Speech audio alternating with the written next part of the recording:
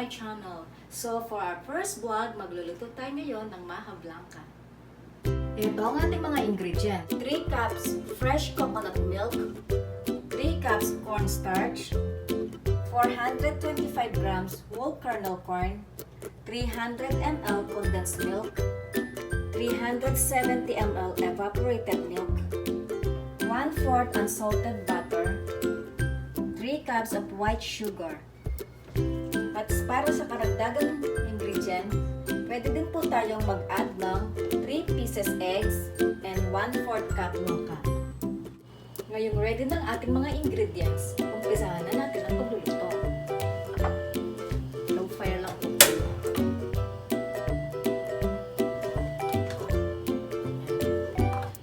Una, ilagay muna natin ng butter. Tunagan po natin siya.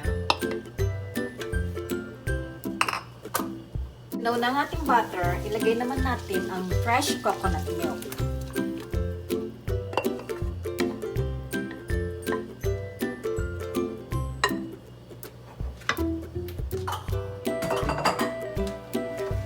Ayan, haluin lang po natin siya.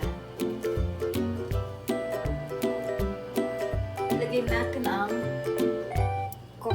kernel corn.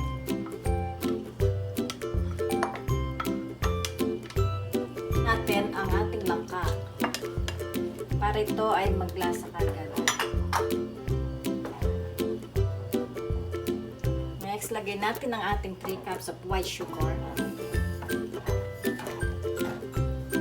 Halu-haluin lang po natin siya.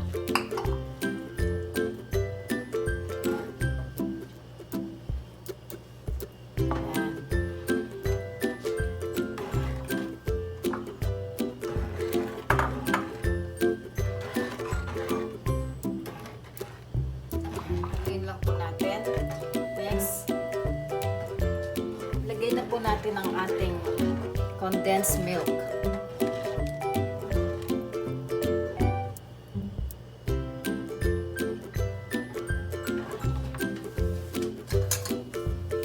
Pwede tayong gumamit ng spatula para ito ay makulat. Haluin lang po natin ito hanggang ito ay kumulo. Ngayon, habang hinintay natin siyang kumulo, i-mix po natin ito, ang ating corn starch at saka itong ating evaporated milk. Mix po natin ito hanggang ito ay matunaw talaga. Kailangan dilute po siya. Pwede na rin natin i-add itong ating itlog.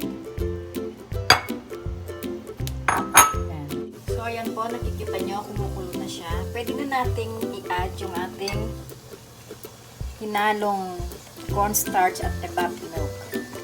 Kailangan sigurado pong tunaw na to. Wala na siyang corn starch. May mix din po natin siya. Ayan.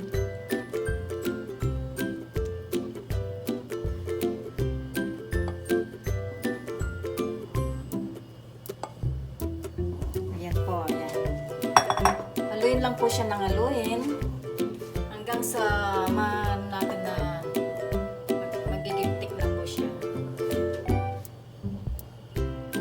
Low fire lang po tayo para hindi siya mabigla.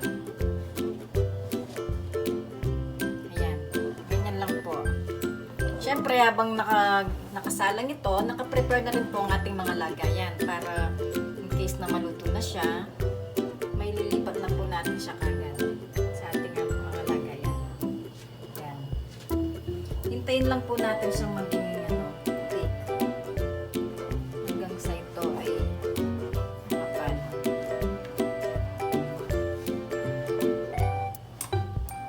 Ayan. Haluin lang po siya ng haluin. Mga 30 minutes po. Siguro maluluto na siya. So ito na po yung pinaghalo-halo nating mga ingredients. Malapit na po siya maluto. Maja Blanca originated from Spain, which was called Maja Blanca. which means white delicacy. Pero ngayon po, dahil may nalo tayong ingredients na butter, tsaka egg, kanya magiging color yellow po siya. Okay, halu-haluin po at malapit na siyang ilipat sa mga lagay natin. Ngayong luto na po, ililipat na natin sa ating mga lagayan. Ayan.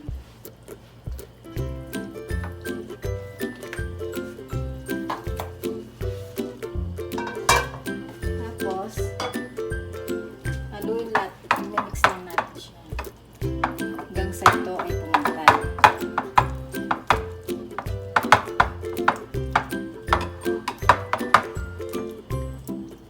Ito na po ang ating finished product.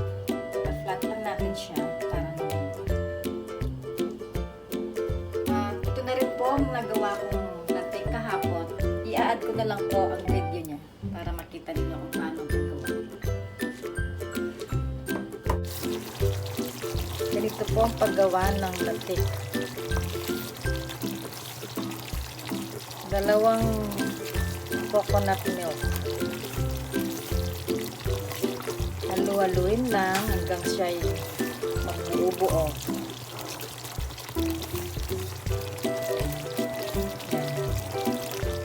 Pwede namang tigilan para siya ay magbuo.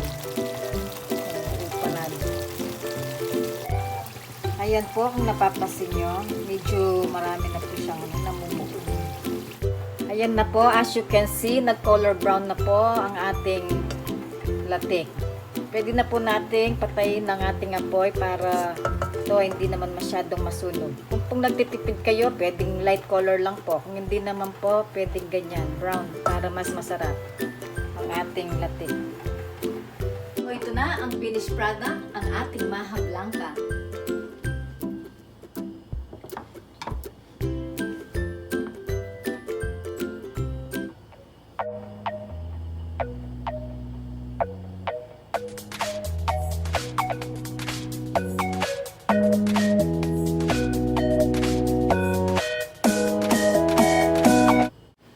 Nag-enjoy kayo sa ating video for today.